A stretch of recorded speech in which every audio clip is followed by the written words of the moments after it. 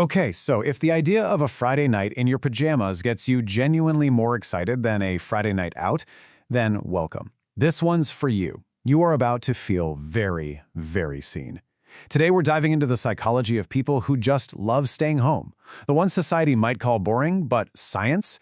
Well, science calls them something else entirely. Oh man, we all have that friend, don't we? The one who's always sick again, just too tired, or hits you with that classic, maybe next time. It's a script we know all too well. And it's so easy to take that personally, to think, what did I do? But what if it's not about you at all? What if your friend isn't actually avoiding you, but is trying to protect something really important inside themselves? That's the big question we're going to unpack. So first up, not boring, just different. We're going to get into the actual mechanics of why a quiet night in can feel so incredibly good to so many people. And a huge piece of this puzzle is what we call the social battery. And let's be super clear, this has nothing to do with being lazy.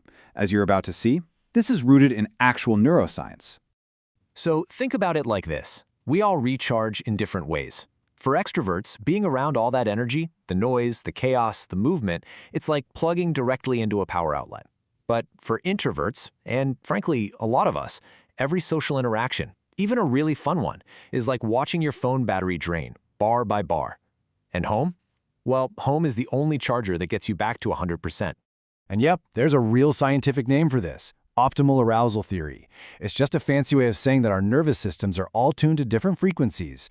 Some of us need a lot of external stimulation, a lot of noise and action to feel good and engaged. And others, they're already there. They don't need as much to feel just right. It's not a character flaw, it's literally just different wiring.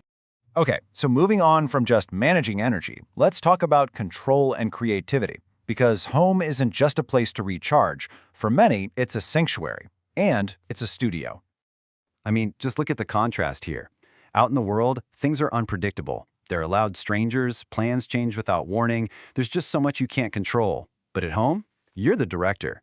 You control the lighting, the noise, the entire vibe.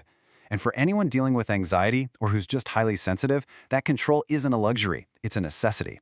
And this is where it gets really powerful. That time spent alone, it is not wasted time. It is incredibly productive. In fact, studies show that people who genuinely enjoy their own company tend to be more creative, more introspective, and even better at solving complex problems.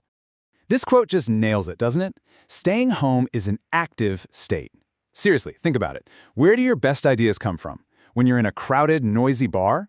Or is it in that quiet corner of your own home where your thoughts finally have some room to breathe and connect?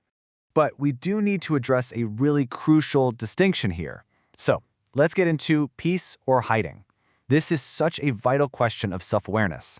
Because sometimes staying home isn't a choice that comes from a place of strength. Home can be a wonderful refuge, but it can also become a cage. Things like social anxiety or unresolved trauma or that quiet little whisper of depression that says, "What's the point?" That can make the idea of leaving feel totally impossible. And that is a very, very different motivation. So this is the gut check question. The one to ask yourself or maybe to gently consider for that friend who always cancels. Does being home genuinely fill you up and recharge you? Or does the simple act of leaving just feel too heavy, too overwhelming? And the difference between those two is everything. When home fills you up, that's peace. That's a positive, healthy choice you're making for your well-being. But when leaving feels too heavy, that's hiding. That's a choice being driven by fear or pain. And knowing which one it is, that's the key. All right, our final section is all about empowerment. It's called Wired for Depth. It's about recognizing and choosing a different but equally rich kind of life.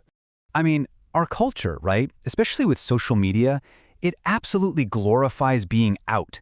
The parties, the travel, the constant performance of living your best life. But what if your actual best life is a great documentary, a warm bowl of soup, and a calendar with absolutely zero obligations on it? And I really want you to let this sink in. Choosing that quiet life is not sad. It is not a failure. It is profound self-awareness. It's knowing what you truly need and giving yourself that gift, no matter what the world tells you you should want. And here's another fantastic psychological term for this: low stimulation preference. It basically just describes the trait of not needing the external world to constantly entertain you, because your own inner world is already plenty rich and fascinating enough. And this is where that richness comes from, right? It's about finding deep, real joy in the small things, the quiet details that most people just rush right past. That morning coffee ritual, the perfectly worn-in spot on your couch, the way the light hits the room at sunset. These are the moments that make up a deeply satisfying life. So, the most important thing to take away from all of this is this. If you prefer staying home, you are not broken. You are not missing out. You are simply wired for depth over noise and for peace over performance. And that leaves us with one final thought, a question for you to reflect on. When you choose to stay in, is it a conscious choice for that peace over performance, or is it just a really good excuse? Only you know the answer to that one.